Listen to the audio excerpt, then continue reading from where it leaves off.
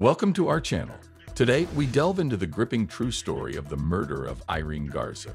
Prepare to uncover the shocking events that shook a community to its core. Welcome, and let's get started.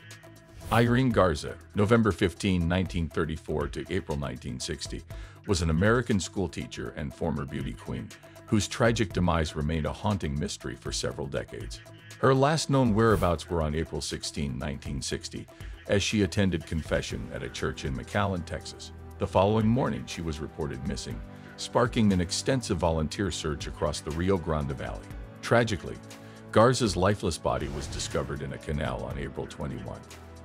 An autopsy revealed she had been subjected to sexual assault before succumbing to suffocation. Father John Bernard Fite, the Catholic priest who administered Garza's final confession, emerged as the sole suspect in her murder.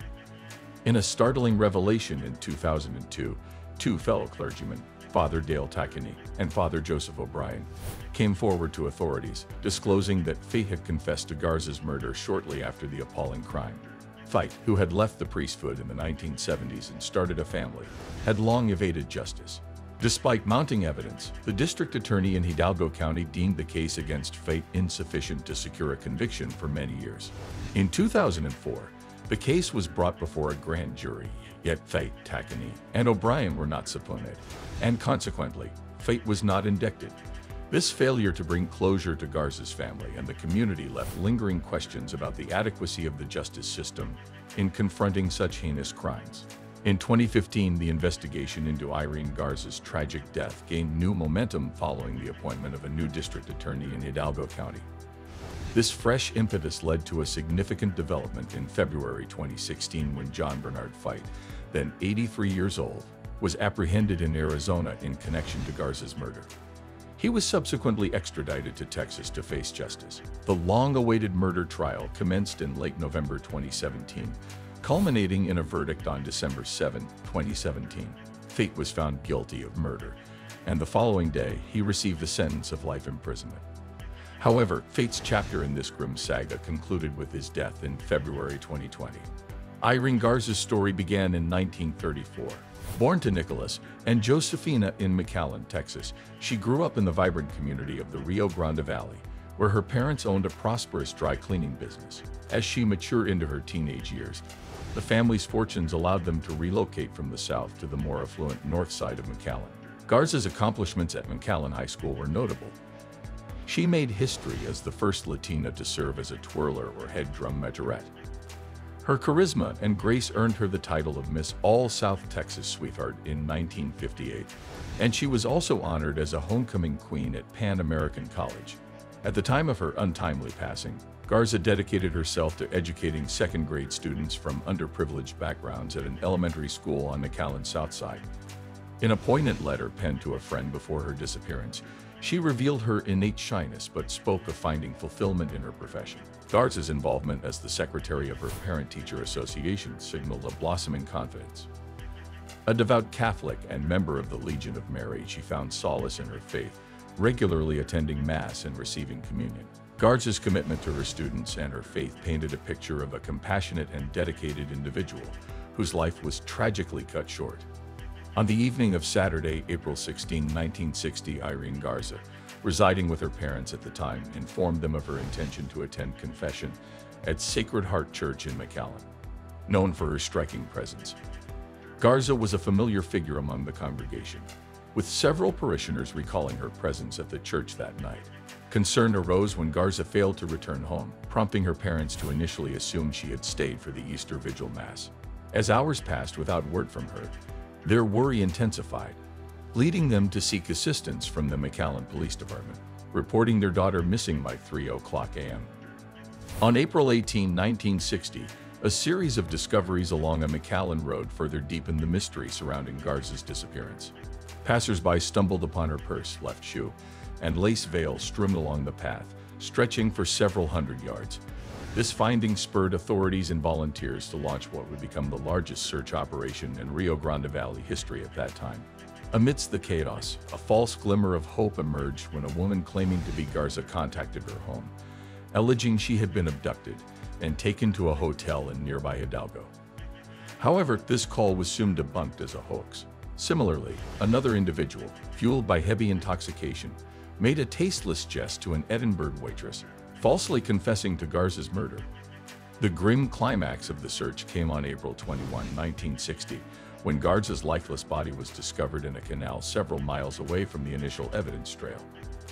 A post-mortem examination revealed the harrowing extent of her ordeal. Garza had suffered suffocation, rape while unconscious, and severe beating, evidenced by bruising over both eyes and the right side of her face. Despite the thorough examination, any potential physical evidence identifying her attacker, such as hair, blood, or seminal fluid, appeared to have been washed away during the time her body was submerged in the canal, further complicating the investigation into her tragic demise. Be sure to give this video a like if you are enjoying the content. Law enforcement conducted an extensive investigation into Irene Garza's murder, questioning around 500 individuals, including sex offenders, Garza's family, co-workers, and ex-boyfriends across various Texas cities. They administered nearly 50 polygraph exams and offered a substantial $2,500 reward, later augmented by South Texas businessmen to $10,000 for information on her death, the largest sum ever offered for a Rio Grande Valley murder case. Father John Fite, who heard Irene Garza's last confession, fell under suspicion shortly after her disappearance. His peculiar behavior that night, including a slow-moving confession line and frequent absences from the sanctuary, raised concerns. Scratches on his hands and the discovery of a slide viewer in a drained canal further fueled suspicion. Although initially passing polygraph tests, later deemed inconclusive, Fite denied hearing Garza's confession, but later admitted to it, attributing his absence to broken glasses.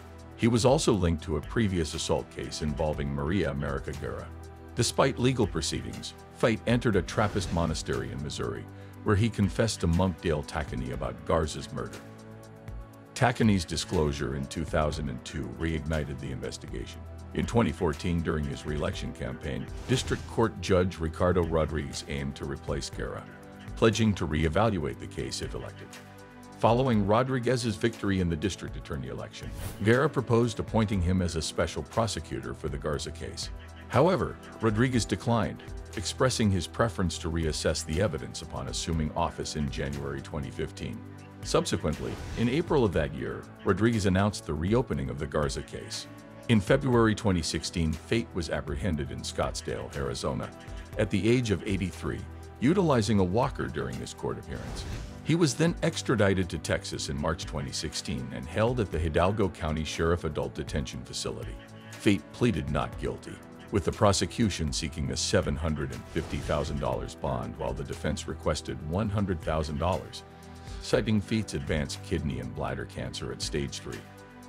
Despite the defense's plea, Judge Louis Singletary set a $1 million bond. Subsequent status hearings occurred in June and November 2016, with the discovery process ongoing as of November. In February 2017, a judge scheduled a late April trial date, while Fite remained under medical supervision at the Hidalgo County Jail.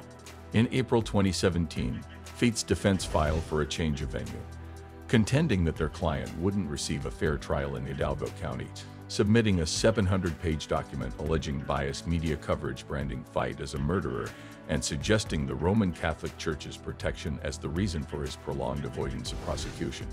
Additionally, in March, Tacony provided testimony against Fite in a closed deposition, permitted under Texas law due to the witness's age and unique knowledge of the case. On May 24, 2017, Judge Singletary heard arguments regarding a change of venue request in Fite's case. Despite this, on June 7, he denied the request, finding no evidence of prejudice against Fite in the Hidalgo community. Fite appeared in court for a pre-hearing on July 19, with the trial initially set to begin on September 11. However, due to scheduling conflicts, the trial was postponed, and Fite appeared in court on September 11 without his prison uniform. Expecting the trial to proceed, jury selection commenced in mid-September, delaying the trial until mid-October. Subsequently, on October 30, Fite's defense requested a continuance, leading to jury selection being rescheduled for November 14, and the trial date moved to November 28. Fite was convicted of Garza's murder on December 7. During the sentencing phase, his defense sought probation, highlighting his lack of felony convictions since Garza's death.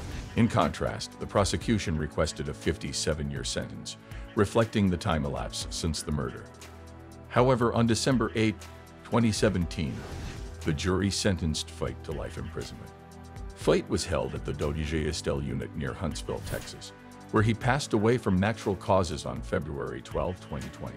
And that concludes our video of the tragic murder of Irene Garza. Don't forget to like, comment, subscribe, and hit the notification bell for more compelling true crime stories. Thanks for watching. Bye.